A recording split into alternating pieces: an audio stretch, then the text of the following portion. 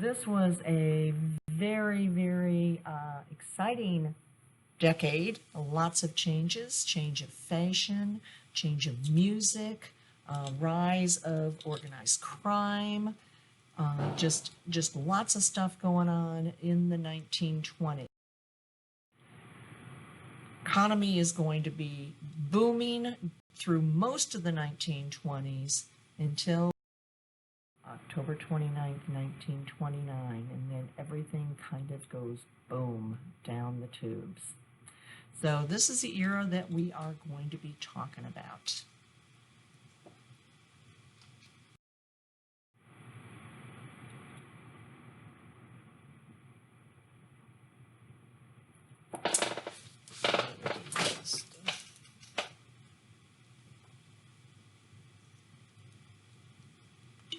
The carefree, happy-go-lucky feeling of the time. Okay, so you can see this is kind of new fashion. They're showing a lot of leg there, and the music is... So this is the age of the flapper. Prior to this, women never showed shoulders, certainly didn't show ankles, and now it's very, very different. It's also the age of the automobile. So it's going to change the way people date. They have a new freedom. And the automobile is going to change the way Americans live. Just in so many different ways.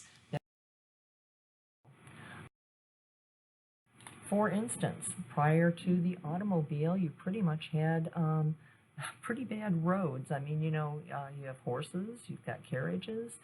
They did have some electric streetcars and so forth, but for the most part, the roads were pretty awful. And now, if you have cars, you need to have some decent roads. So you're going to get the highway system, and this is going to need different kind of equipment. You're going to have people working, building these new roads. And if you ever noticed, if you're going on an even number highway, you are going east and west.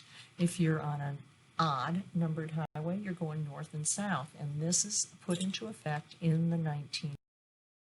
So this is showing the highway system, and the very first highway that goes all across the country is Route 66. If you've ever seen the movie Cars, that talks about how the city was very, very, very dynamic because the highway was going through it. And then, of course, when in the 1950s, they start going around some of these smaller, these are all two-lane highways, but when they start with the superhighways, some of these towns are going to fail because the superhighways are kind of going to go around.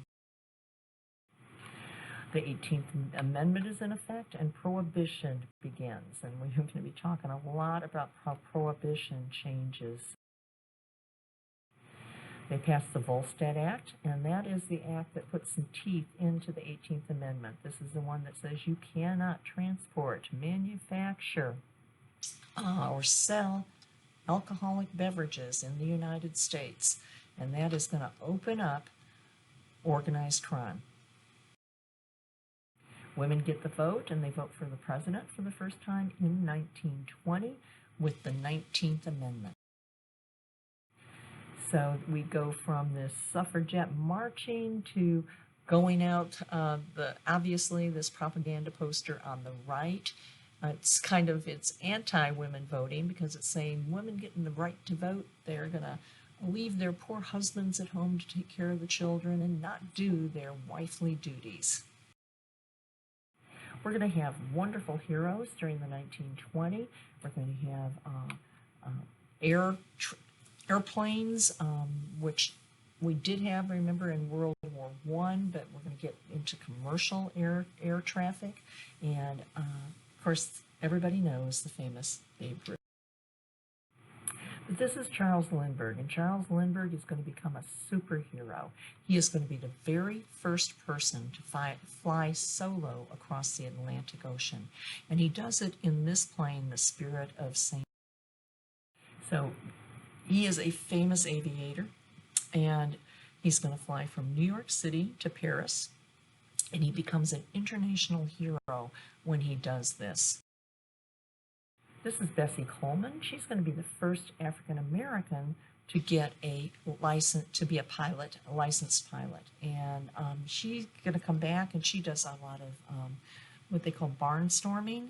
She does tricks, and actually that is what she's going to die actually doing what she loves the best. But she's going to be quite famous as the first African American licensed pilot. This is Amelia Earhart. She's going to be the first woman to fly solo across the Atlantic. She's going to do this several years after Lindbergh, and she famously disappears trying to fly around the world. Her plane goes down in the Pacific Ocean after leaving Hawaii, and it's never been confirmed, never. So she's there's conspiracy theories. Did she actually make it to an island somewhere? But there's been no real proof, and her plane was lost in 1937. The biggest newsmakers of the 20s were our heroes of the air, like Amelia Earhart. General Billy Mitchell, a hero of the First World War, would later be celebrated for his belief in the military importance of air power. But in the 20s, his outspoken views led to his court-martial. Admiral Richard Byrd was given the Congressional Medal of Honor for his 1926 exploration of the North Pole by air. Before the decade ended, he had explored the South Pole and Antarctica as well. But the biggest aviation hero of the decade, the greatest hero of them all, was Charles Lindbergh. In sports, our great hero was Babe Ruth. He's the first to hit 50 home runs, and he's the most famous Yankee of them all. His number's been retired, and he was known as the Sultan of SWAT or the Great Bambino.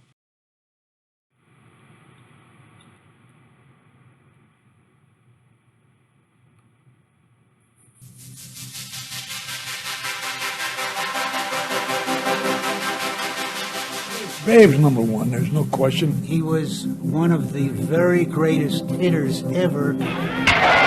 The 1932 series is Babe's last, yet it produces his greatest moment. Babe Ruth in 1932 either did or did not call his shot off Charlie Root. Yeah. Oh, what a moment. I'll never forget it. It was a tough series. Both clubs riding each other, doing everything to get each other's goat. Well, at this one particular time when I went to bat, Charlie Root was pitching. Yelling from the Cub dugout was positively sulphurous, as well as from the fans. They were in on this. This was a Chicago crowd, and they were throwing things and yelling, and Ruth was standing in the batter's box, yelling back at them in between pitches. And the first pitch ball was a called strike. Well, I thought it was outside and didn't like it very much. More yelling, back and forth. Strike two, more yelling. Well, I didn't like that one either, so I let it go by. Well, I stepped out of the box, and by that time they were over there going crazy.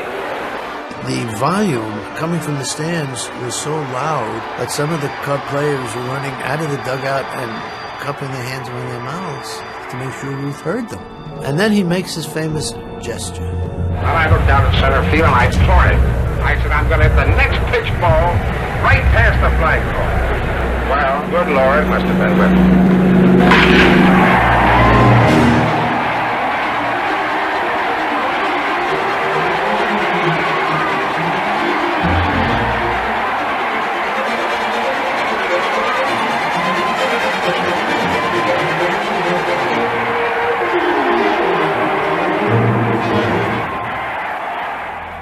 I have seen the motion picture film which they brought up, made by some amateur, which seems to have Babe Ruth's arm in motion. I don't know whether he called it or not. Gabby Hartman was a catcher. He was right there. He knew what was going on. Said, no, he wasn't pointing to the stands. He's pointing to the bench and talking back to the bench because they were riding him pretty hard.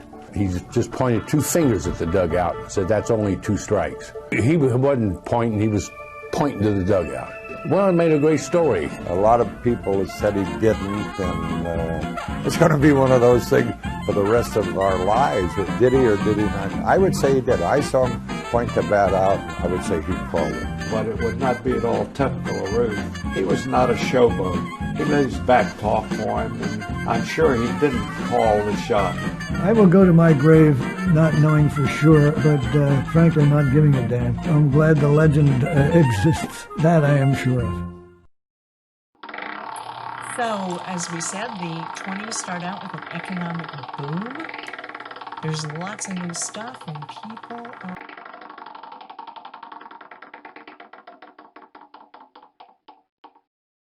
There's new homes being built, and they're outside the cities in something called a suburb. Why? Right, because of the automobile. So there's a housing boom. People can live outside the dirt and the crowded cities and crime, and they build all these houses out just outside the city, and they're called suburbs. And the new roads, they could get in and out to work quickly.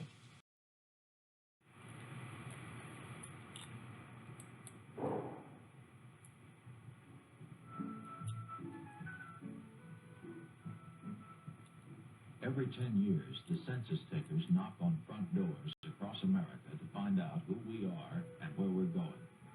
The 1920 census told us that for the first time, we were almost equally spread between our great cities and life on the land.